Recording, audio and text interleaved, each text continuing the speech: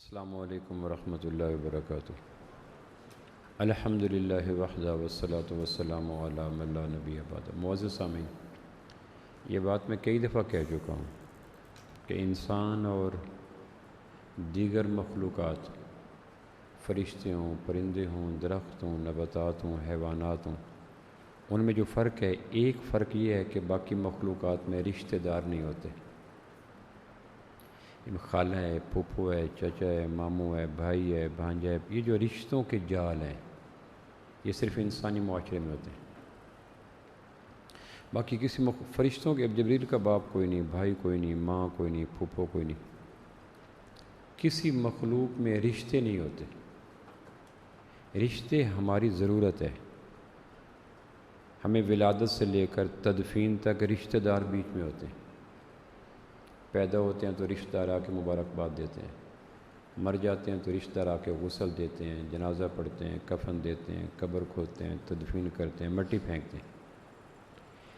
رشتے ہماری معاشی مجبوری ہے، سماجی مجبوری ہے، اخلاقی مجبوری ہے، تہذیبی مجبوری ہے، تمدنی مجبوری ہے، مذہبی مجبوری ہے۔ ہم رشتوں کے بغیر ایک دن نہیں رہ سکتے۔ باقی مخلوقات کو رشتوں کی ضرورت ہی نہیں ہے، ہماری مجبوری ہے۔ رشتے نہ ہوں تو ہم آئسولیشن میں چلے جائیں۔ جس طرح سورج طلوع ہوتا ہے تو امام غزالی کہتے ہیں سورج کی سرخ شعاعیں کتنے جراثیم کو مارتی ہیں، ہمیں پتہ نہیں ہوتا۔ امام غزالی کی کتاب الحکمت فی مخلوقات اللہ، وہ یہ کہتے ہیں کہ سورج طلوع ہوتا ہے تو کتنی سرخ شعاؤں کی وجہ سے کیڑے مکوڑے، جرم، سنڈیاں مر جاتی ہیں۔ اس طرح رشتہ داروں کے ملنا، آنا، جانا، بیٹھنا، گپ شپ، اس سے کتنے تناؤ، بے چینیاں، ڈپریشن مر جاتے ہیں۔ رشتوں میں ایک جاذبیت ہوتی ہے، ایک خوشبو ہوتی ہے، ایک کشش ہوتا ہے، ایک ذائقہ ہوتا ہے، ایک پیار ہوتا ہے، وہ کسی اور مخلوق میں نہیں ہوتا۔ آپ پہروں پسندیدہ چیزوں میں گھومیں، لیکن پھپھو کو مل کر، خالہ کو مل کر، ماموں کو مل کر، چچا کو مل کر، بھائی کو مل کر، بھانجوں کو مل کر جو فرحت ہوتی ہے اندر تک، وہ نادران ایریاز میں بھی نہیں ہوتی۔ کم نصیب ہیں وہ لوگ جو رشتوں کو اس طرح کاٹتے ہیں جس طرح جانور کاٹتے ہیں فصلوں کو۔ امام غزالی کا ایک قول ہے، انسان اس وقت تک انسان رہتا ہے جب تک رشتوں کو جوڑ کے چلتا ہے۔ پیسوں کی کوئی بات نہیں، آدمی کے کام نہ کوٹھی آتی ہے، نہ بنگلے آتے ہیں، نہ زمینیں آتی ہیں، نہ عہدے آتے ہیں، نہ پیسے آتے ہیں، رشتے کام آتے ہیں۔ آدمی بیمار ہو گیا، رشتہ دار کوئی نہ ہے۔ عید آ گئی، رشتہ دار کوئی نہ ہے۔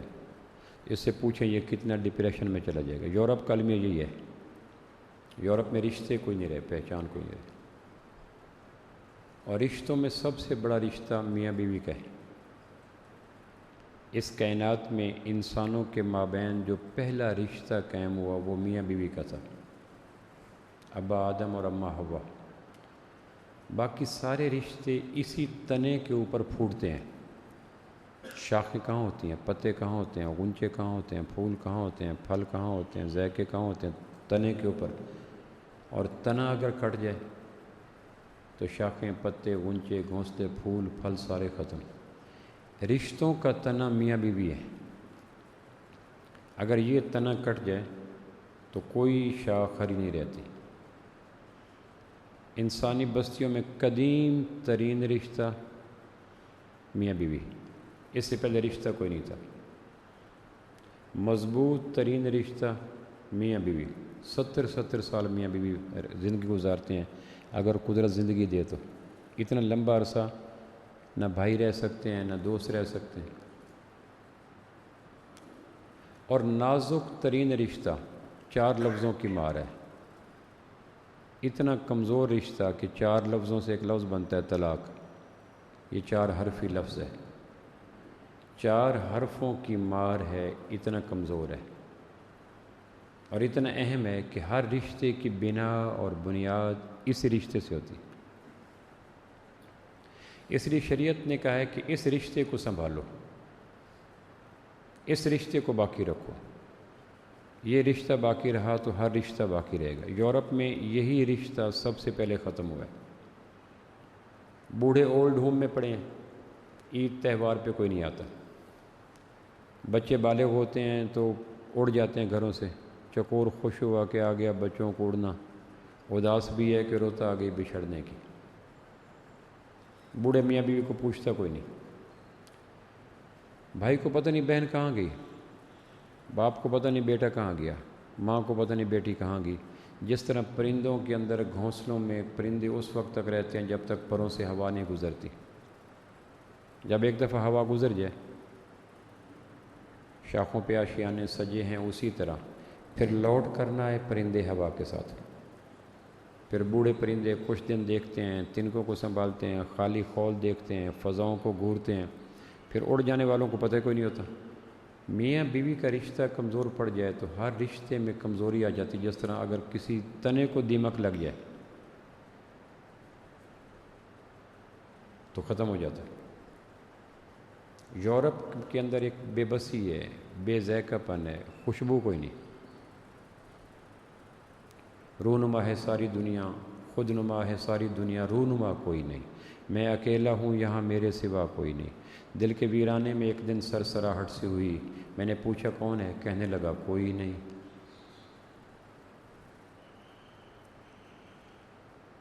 تو یورپ کی بربادی کا سبب سب سے زیادہ نشے کی گولیاں، سب سے زیادہ پاگل خانے، سب سے زیادہ ڈپریشن اور سب سے زیادہ خودکشیاں یورپ میں ہوتی ہیں۔ اور اگر اس کی سبب تلاش کیا جائے تو وہاں تنا گر گیا ہے، ختم ہو گیا۔ اب وہ گرم ہوائیں ہمارے اندر آ رہی ہیں۔ ہمارے ہاں بھی عدالتوں میں جا کے پوچھیں پچھلے سال 2022 میں طلاقیں کتنی ہوئیں، 21 میں کتنی ہوئیں۔ کسی دور دراز دیہات میں جا کے پوچھیں روٹھنے مننے کی ریشو کیسی رہی، جھگڑنے کی ریشو کیسی رہی، تو ہمارے ہاں بھی تیزی کے ساتھ یہ رشتہ روبہ زوال ہے۔ اس لیے اس رشتے کو سنبھالنا ضروری ہے اگر باقی رشتے سنبھالنے ہیں تو۔ آج ہم چند بنیادی باتیں اس رشتے کے حوالے سے کرتے ہیں۔ ایک آدمی جان بچانے کے لیے ڈاکٹر کہتا ہے ٹانگ کاٹنی پڑے گی، 5 لاکھ لوں گا، ٹانگ بھی کٹوائے گا، 5 لاکھ بھی روپے دے گا تاکہ جان بچے، ورنہ کینسر اوپر چلا جائے گا۔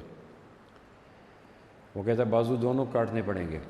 آدمی سوچتا ہے بغیر بازوؤں کی زندگی کتنی ڈیپینڈنٹ زندگی ہے، کتنی بانجھ زندگی ہے۔ وہ بازو بھی کٹوائے گا، 10 لاکھ بھی دے گا اور واپس آ کے مبارکباد لوگ دے رہے ہوں گے۔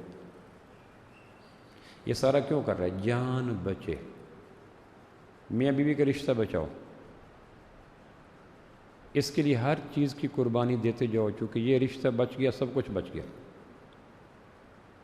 آپ نے کبھی دیکھو ایک آدمی مکان بناتا ہے، مکان کے اوپر والے پردے پہ دراڑیں آ جاتی ہیں تو مستری کو دکھاتے ہو، کہتے خیر ہے کوئی مسئلہ نہیں، لیکن اگر دراڑیں بنیاد میں آ جائیں تو مستری کہتے ہیں جلدی کرو کسی وقت بھی گر سکتا ہے۔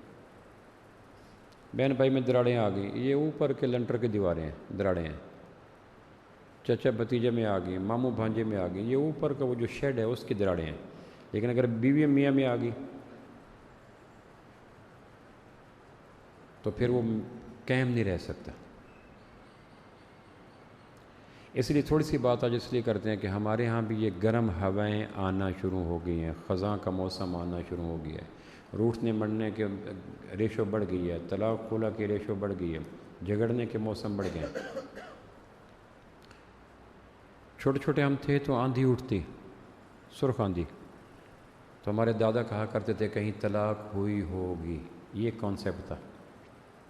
اگر آسمان سرخ ہوتا، آندھیاں سرخ ہوتی، اس کی وجہ ہم نے خود سنا، ہمارے دادا کہا کرتے تھے کسی جگہ پہ طلاق ہوئی ہوگی، اس وجہ سے آسمان کا رنگ بدل گیا ہے، یعنی اس رشتے کے اثرات آسمان تک جاتے ہیں۔ اور اب ایک ذرا سی بات پہ برسوں کے یارانے گئے، لیکن اتنا تو ہوا کچھ لوگ پہچانے گئے۔ سب سے پہلی بات یہ ہے کہ میاں بیوی کو رشتہ کیسے بنتا ہے؟ سب سے پہلی بات یہ ہے میاں بیوی کا رشتہ بنتا کیسے ہے، وہ کون سا کیمیکل ہے، وہ کون سا فارمولہ ہے۔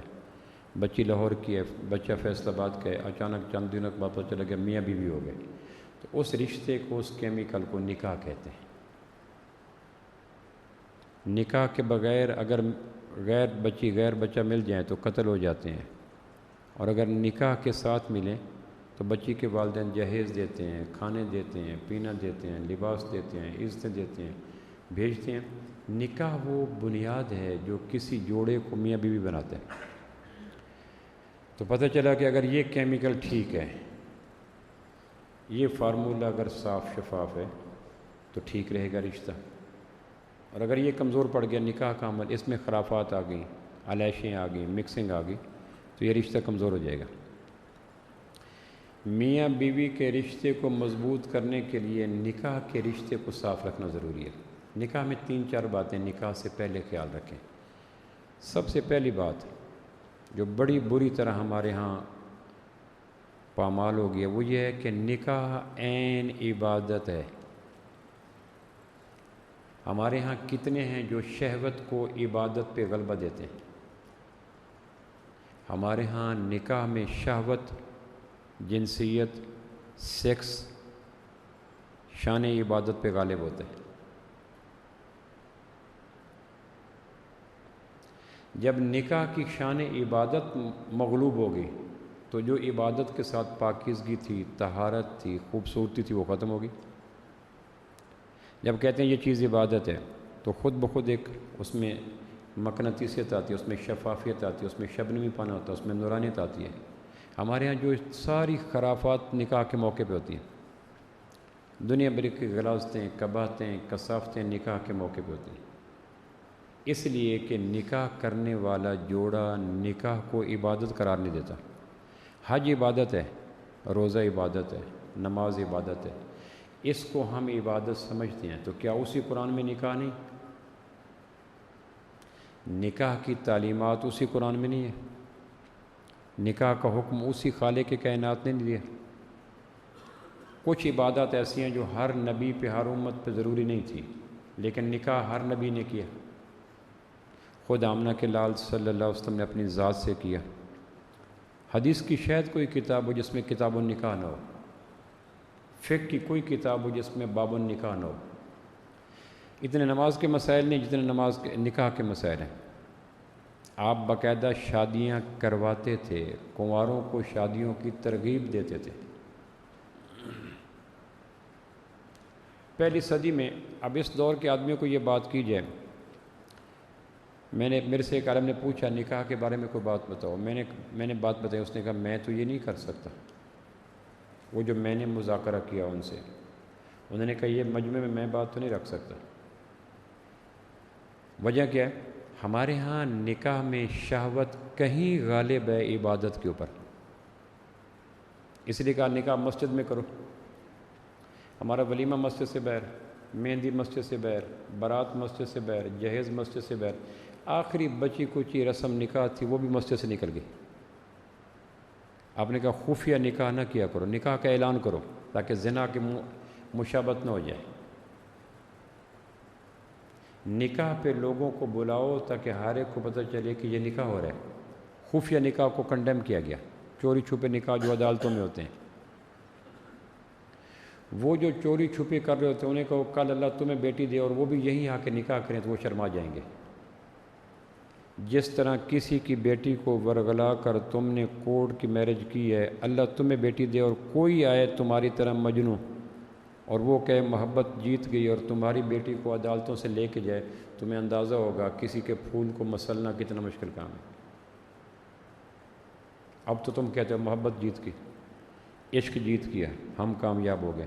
یہی اگر تاریخ دہرائے گی، تمہارے گھر میں محبت جیتے گی، عشق جیتے گا، تو پھر تمہیں اندازہ ہوگا محبت جیتی یا غلاظت جیتی۔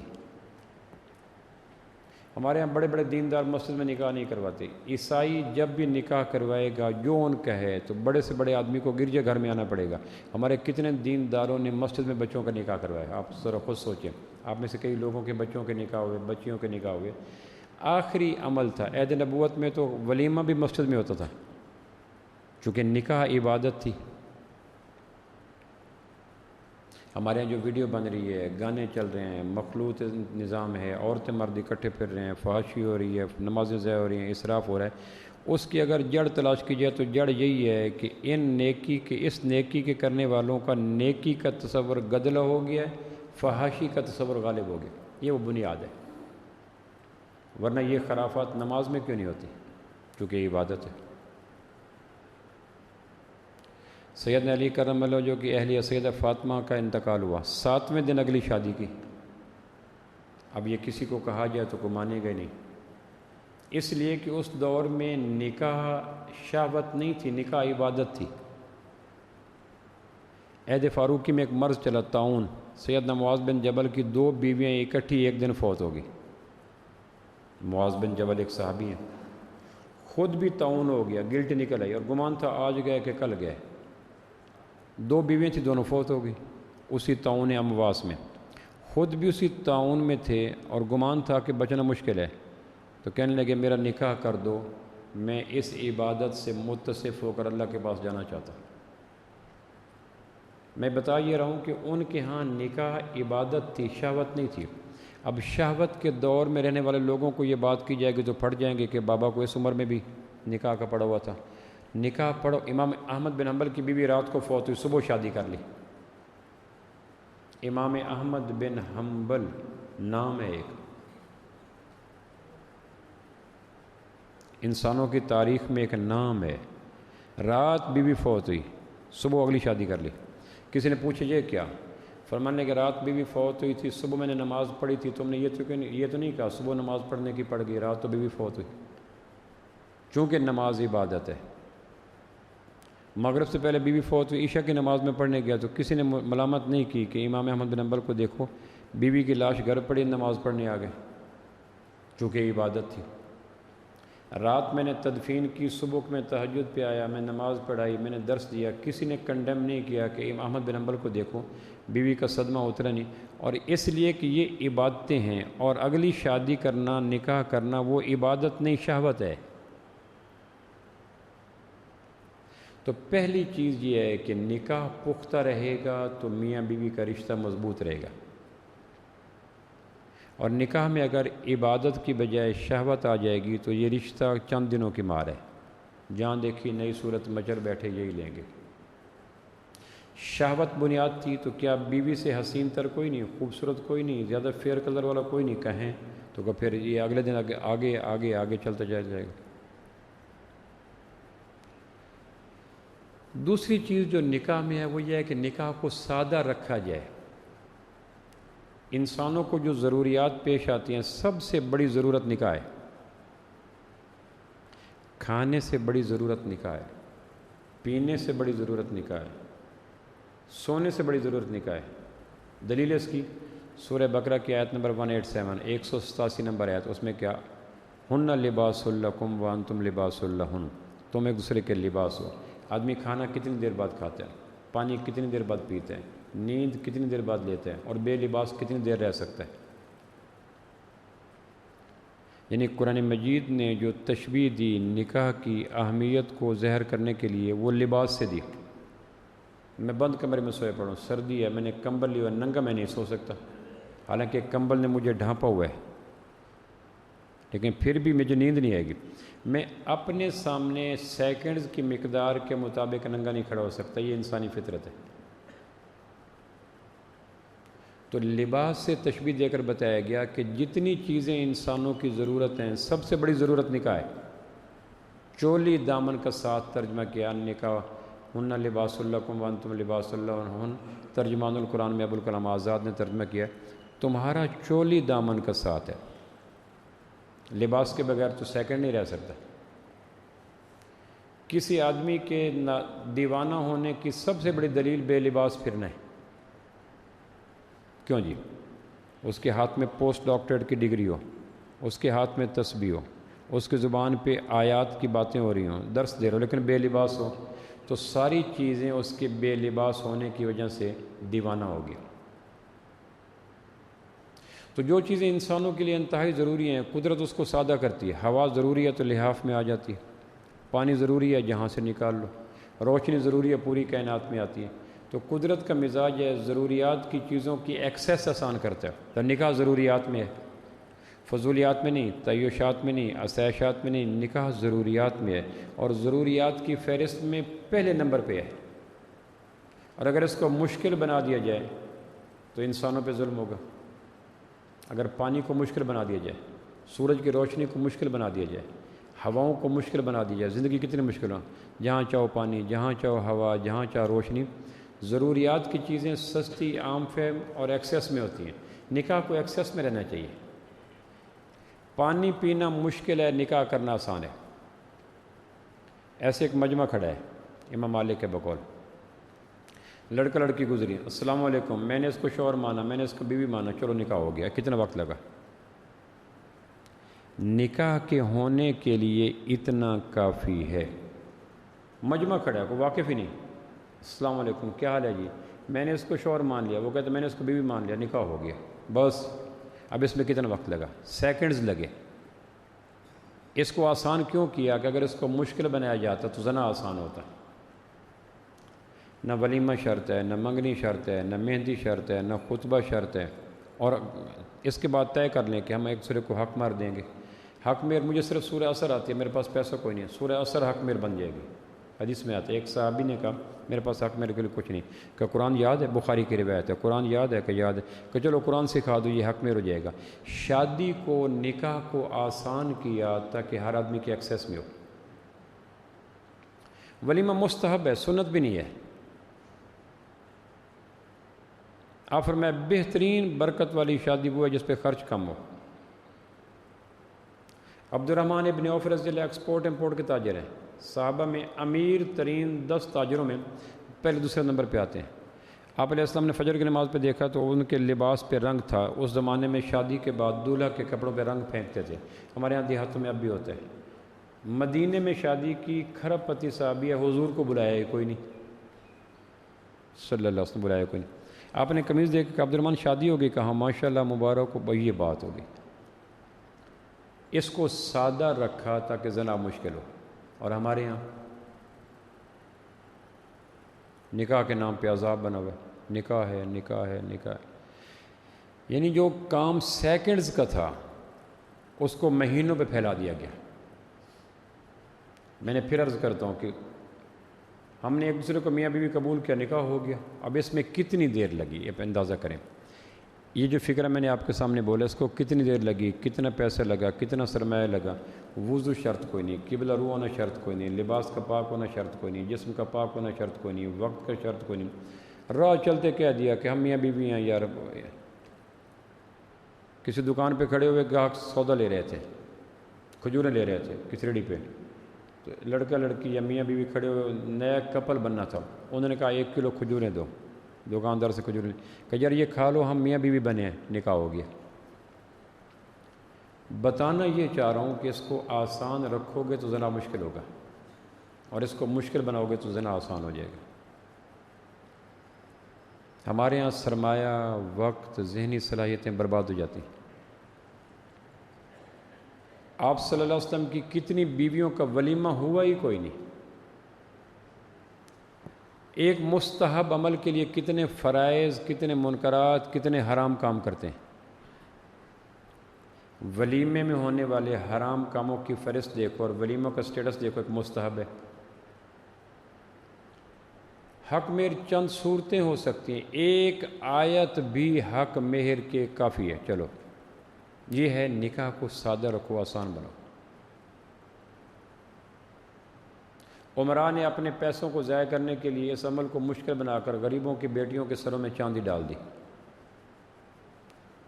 جہیز دکھلایا جا رہا ہے، داماد کو یہ دیا جا رہا ہے، یہ دیا جا رہا ہے، 500 آدمی کا ولیمہ ہو رہا ہے، فرنیچر ہو رہا ہے، تو ان لوگوں نے اپنی چونچلوں کے لیے امت کی بیٹیوں کو رسوا کر دیا۔ آپ نے 11 شادیاں فرمائیں آپ صلی اللہ علیہ وسلم نے۔ یہ 11 شادیوں کی حکمت کیا ہے؟ تاکہ نکاح آسان ہو جائے۔ اگر ایک شادی ہوتی تو یہ متعلقہ ہوتی، یا بیوہ ہوتی، یا کنواری ہوتی۔ ایک آدمی کہتا ہے کہ اللہ کے نبی کی ایک شادی تھی تو وہ متعلقہ تھی، میں متعلقہ کروں گا۔ ہر جگہ متعلقہ تو نہیں ملتی۔ اگر ایک شادی ہوتی تو یہ خاندان میں ہوتی، یا رشتہ داروں میں ہوتی، یا برادری سے باہر ہوتی۔ ایک آدمی کہتا ہے اللہ کے نبی نے ایک کی تھی، وہ کی تھی برادری سے باہر، میں تو برادری سے باہر کروں گا، مل نہیں رہا، کتنا مشکل ہو جاتا ہے۔ اگر ایک شادی ہوتی تو یہ آپ کی ہم عمر ہوتی، یا کم عمر ہوتی، یا بڑی عمر ہوتی۔ تو آدمی کہتا ہے اللہ کے نبی نے کہ بڑی عمر کے ساتھ، میں نے بڑی عمر سے کرنا ہے، تو نکاح کتنا مشکل ہو جاتا ہے۔ اگر ایک شادی ہوتی تو یا امیر ترین ہوتی، یا متوسط ہوتی، یا غریب ہوتی، اس کا معاشی حیثیت. تو آدمی کہتا ہے میں نے تو متوسط سے کرنا ہے، جہاں تم مجھے دکھا رہے ہو تو امیر ترین ہے، تو آپشن کم ہو جاتے ہیں. اب غریب سے کرے، متوسط سے کرے، امیر سے کرے، کم عمر سے کرے، بڑی عمر سے کرے، ہم عمر سے کرے، شادی رشتہ داروں میں کرے، خاندان میں کرے، خاندان کے باہر کرے، غریب ترین سے کرے، کھرب پتی، ہر چیز سنت بن گئی. بنی نہ بنی؟ تو یہ سارے آپشن امت کو شادی میں آسانی کی خاطر تھے. میں نے برادری سے باہر نہیں کرنی، اور اگر کسی نے برادری سے باہر کی تو میں بائیکاٹ کر دوں گا. تو حضرت صفیہ رضی اللہ عنہ جو خیبر کے بعد ہمارے محبوب کی ماں بنی، اس کو کیا منہ دکھائیں گے؟ وہ تو برادری سے باہر شادی ہو کے آئی تھی. میں نے رشتہ داروں میں نہیں کرنی. تو حضرت زینب بنت جہش کو منہ کیا دکھائیں گے؟ حضور کی سگی پھپھوزاد بہن ہے، ان سے شادی کی. میں نے تو ہم عمر سے شادی کرنی ہے. تو ماں عائشہ کو منہ کیا دکھائیں گے؟ وہ تو کم عمر تھی. میں نے کسی غریب سے شادی کرنی ہے تو حضرت خدیجہ کو کیا منہ دکھائیں گے؟ وہ تو ایکسپورٹ امپورٹ کی بزنس مین تھی. اس لیے یہ فکر جا کر چوٹ مارتے ہیں بڑی دور جا کر. کم عمر سے کرو، ہم عمر سے کرو، بڑی عمر سے کرو، خونی رشتہ داروں سے کرو، برادری میں کرو، برادری سے باہر کرو، بیوہ سے کرو، مطلقہ سے کرو، کنواری سے کرو، ساری سنتیں. یہ ایک آپشن میں بتا رہا تھا کہ نکاح کو آسان بنانا ہے. آسان بناؤ، چونکہ نکاح سب سے بڑی ضرورت ہے. تیسرا یہ ہے کہ نکاح سے پہلے حقوق و فرائض سے ضرور آگاہ کرو. اور پھر میں عرض کرتا ہوں قیامت والے دن فرائض کا سوال ہوگا، حقوق کا نہیں.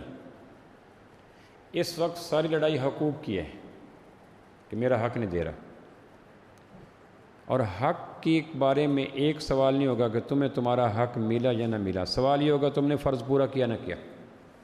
سوال ڈیوٹیز کا ہوگا، رائٹس کا نہیں ہوگا. فرائض کا ہوگا، حقوق کا نہیں ہوگا. اور اس وقت ساری جنگ، ساری لڑائی، ساری قتل کی، ساری کچہریاں، ساری توتکار، سارے بول بلارے، سارے رشتوں کا خاتمہ حقوق کے مانگنا ہے. اور حق کے بارے میں ایک سوال نہیں ہوگا تم نے فرض پورا کیا. جس کپل کو بنا رہے ہو کپل، ان کو حقوق و فرائض کی فہرست دے دو، بیٹا اپنا فرض پورا کرنا. بیوی کا ایک ہی فرض ہے کہ شوہر کو اوبے کرے، بلائنڈلی اوبے، اندھا دھند اطاعت کرے. وہ خوبصورت ہے، وہ کم صورت ہے، وہ امیر ہے، وہ غریب ہے، وہ کم پڑھا لکھا، وہ زیادہ پڑھا لکھا ہے، اس کا تعلق اطاعت سے کوئی نہیں. الرجال قوامون علی النساء. کریٹیکل صورت یہ ہوتی ہے خواتین کو جب روٹیاں لگا رہی ہیں نا تندور پر، روٹیاں، بخاری کی روایت ہے، روٹیاں لگا رہی ہیں تندور پر، تو سیکنڈ میں روٹی جل جاتی ہے. آپ میں سے جو دیہات کا پس منظر رکھتے ہیں، تندور یا توے پہ روٹی رکھ کے، اب عورت توے پہ روٹی لگا رہی ہے، تندور پہ روٹی لگا رہی ہے، تندور میں آگ کی حدت زیادہ ہوتی ہے. اب شوہر نے بلایا تو روٹی کا خیال نہ کرے آ جائے. یعنی اس نازک موقع پہ یہ نہ کہ روٹی جل جائے گی.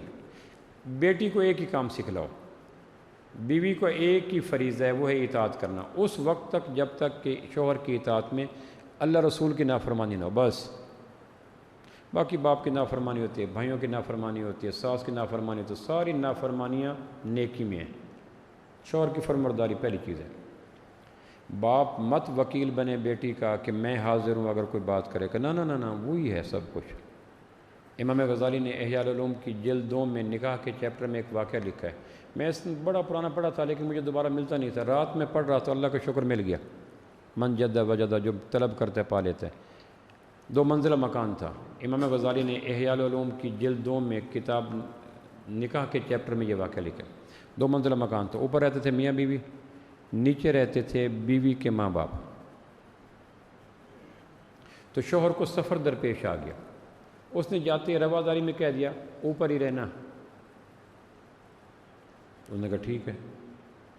اب فرق کتنا ہے؟ نیچے بیوی ماں باپ رہتے ہیں، اوپر بیوی رہتی ہے، بیٹی رہتی ہے.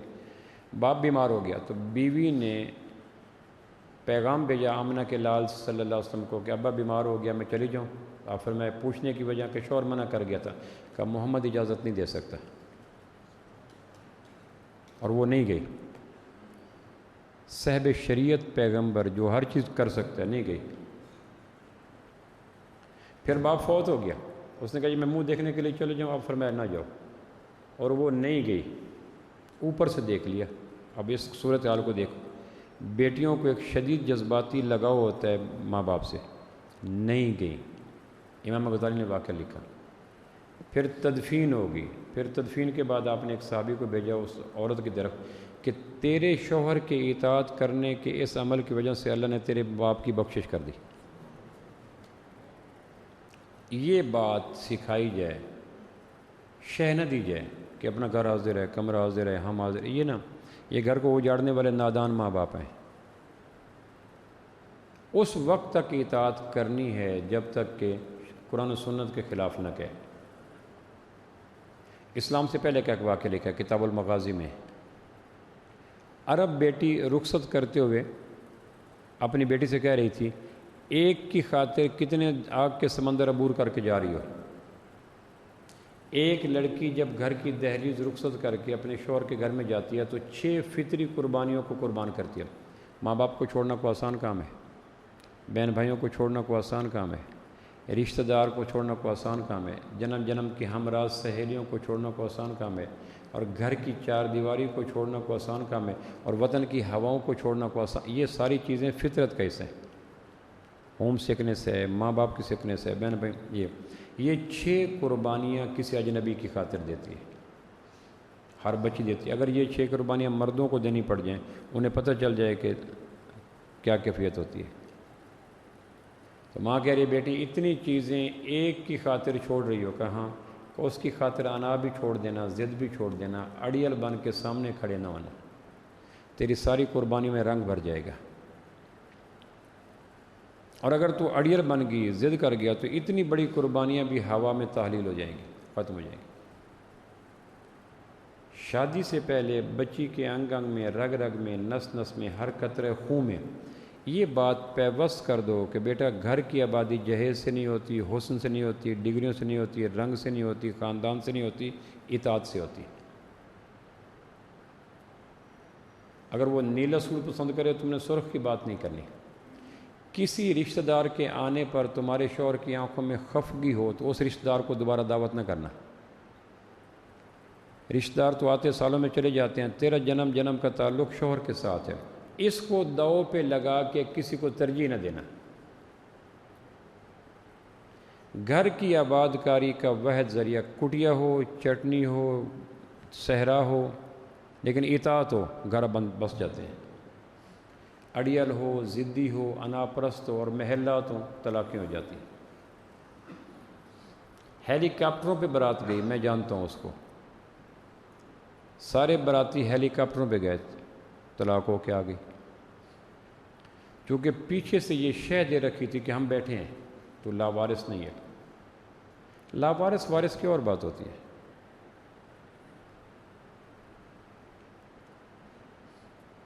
تو تیسری بات نکاح سے پہلے یہ ہے، گھر کی اگر نکاح کو کامیاب کرنا ہے تو بچی کو شے نہ دیں کہ شوہر کی اطاعت اللہ رسول نے کہا ہے۔ نفل نہیں پڑھ سکتی اگر شوہر منع کرے، نفلی روزہ شوہر سے پوچھ کے رکھنا پڑے گا۔ آپ کہیں گے کس زمانے کی باتیں کریں؟ ایک آدمی عورت کو مار رہا تھا بازار میں، تو 2-4 آدمی آگے، کیوں مارے؟ اس نے کہا میری بیوی، اس نے گھر جا کے مارو، کہنا گھر کبھی ملے تو ماروں، بات سمجھے؟ اس نے کہا گھر جا کے مار لیں، کہ گھر کبھی ملے تو ماروں، جہاں قابو آگے مار لیا۔ تو یہ ایک کانسیپٹ رہا۔ اور لڑکے سے ایک بات کہیں کہ حسن اخلاق تیرا فرض ہے، جس طرح لڑکی کے فرائض میں شامل ہے اطاعت کرنا، لڑکے کے فرائض میں حسن اخلاق۔ لڑکا بدصورت ہو، غریب ہو، نیچ ذات سے ہو، فقیر ہو، معذور ہو، حسن اخلاق سے مزین ہو، اللہ کی قسم گھر بس جاتے ہیں۔ اور اگر مالدار ہو، کھرب پتی ہو، بڑے بڑے عہدے والوں، باعثوں کے لڑکے ہو، بد اخلاق ہو، تو بد اخلاق تو وہ کانٹے ہیں جس کے اوپر پرندہ بھی نہیں بیٹھتا، الو نہیں بیٹھتا۔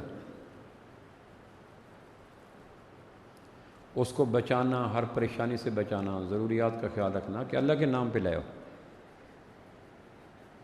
میں اکثر یہاں واقعہ سنایا کرتا ہوں کہ شادی سے پہلے ساس اور ساس کی فیملی کے چونچلے اور ہوتے ہیں۔ جب رشتہ مانگنے کے لیے آئیں گے نا، تو بچی یہ روٹی پکا رہی ہے کہ نہ نہ نہ نہ، میری بیٹی کو روٹی نہ پکانے دو، اس کو روٹی سے ہٹا دے گی اس ساس۔ کپڑے میلے پہنو، نہ میری بیٹی کو کپڑے میلے کے دیں، کپڑے نئے بھجوا دے گی۔ سوئی ہے جگا دوں اس کی ماں کے، نہ سون، یعنی یہ ساس پہلے کردار ہے جب تک رشتے نہیں ہوئی۔ میں سنا کہ سلمان علیہ السلام کے زمانے میں ایک کیکر پہ ایک چڑا کہہ رہا تھا چڑیا سے، اگر تو میرے ساتھ شادی کر لے میں تمہیں سلمان کا تخت جہیز میں دوں گا۔ سلمان علیہ السلام نے بات سن لی کہ نہیں، یہ بغیرت کیسے ہے، میرے تخت کو ایک چڑیا کو پھنسانے کے لیے جہیز میں دے رہا ہے، اور سپین کے محلوں پہ تمہیں گھونسلہ بنا کے دوں گا۔ اس نے کہا واہ بھائی واہ چڑا، اگر تو میرے ساتھ آ جا، یعنی نکاح کر لے جو ان جانوروں کا ہوتا ہے، تو سلمان کا تخت، اس نے کہا میرا تخت پورے کا پورا جہیز میں دے رہا ہے، اور سپین کے اندلس کے محلات پہ تمہیں گھونسلہ بنا دوں گا۔ اس نے کہا مر گئے۔ انہوں نے بلایا، یہ بیٹھے تھے کیکر کی شاخ پہ، اس کو کب پرور مار رہا تھا، باتیں سنا رہا تھا، چونچ قابو کر رہا تھا۔ سلمان علیہ السلام بلا کے کہا یہ کیا کر رہا تھا؟ اس نے کہا یہ ہماری کچھ مجبوریاں ہوتی ہیں، ہمارے بیچ میں نہ آیا کریں، شادیوں سے پہلے ہمیں سلمان کے تخت بھی دینا پڑتے ہیں، اندلس کا محل بھی دینا پڑتا ہے، بعد میں قابو آ جائے گا تو کہوں گا کیکر کے اوپر 2-3 کے تو لا دو، میں نے تو کئی چڑے مزاج ہوتے ہیں، پہلے آ کے بڑے دکھاتے ہیں۔ انہوں نے کہا یہ ہماری عاشقوں کی کچھ مجبوریاں ہوتی ہیں، ہر کام میں بیچ میں نہ آیا کریں، نبیوں کا کام نہیں عاشقوں کے بیچ میں مداخلت کرنا، ہماری کچھ مجبوریاں ہوتی ہیں، شادی سے پہلے ہمیں کچھ کرنا پڑتا ہے۔ یہ چڑے اس دور میں بڑے ہیں، میں کہتا ہوں اگر چڑے اس دور میں آتا تو وہ کہتا میں تو بدنام تھا، یہاں تو جگہ جگہ پہ چڑے پھرتے ہیں۔ تو شوہر کے بنیادی فرائض میں ایک ہے کہ حسن اخلاق، اس لیے کہ وہ تمہاری خاطر 6 گھروں کو، 6 آگ کے سمندروں کو عبور کر کے آئیے۔ اگر تمہیں کرنا پڑ جاتا لمحہ بھر کے لیے، سوچو تمہارے اوپر کیا گزرتی۔ ماں باپ تمہیں مہینوں نہ ملتے، جگری یار تمہیں مہینوں نہ ملتے، رشتہ دار تمہیں مہینوں نہ ملتے، وطن سے دور پردیس میں پڑا ہوتا تو تمہارا کیا حال ہوتا۔ اب یہ بیچاری چپکے سے میاں والی سے، لاہور سے، پنڈی سے تمہارے گھر میں آ کے بڑی ہے اور سب کو چھوڑ دیا۔ اب اس ساری قربانیوں کے زخم کو مندمل کرنا شوہر کے حسن اخلاق کی ذمہ داری ہے، اور اگر یہ بھی ماں بہن ایک کر دے، یہ بھی گالی گلوچ شروع کر دے، یہ بھی آنکھیں دکھانا شروع کر دے، تو کہے گا پھر فائدہ کیا ہوا۔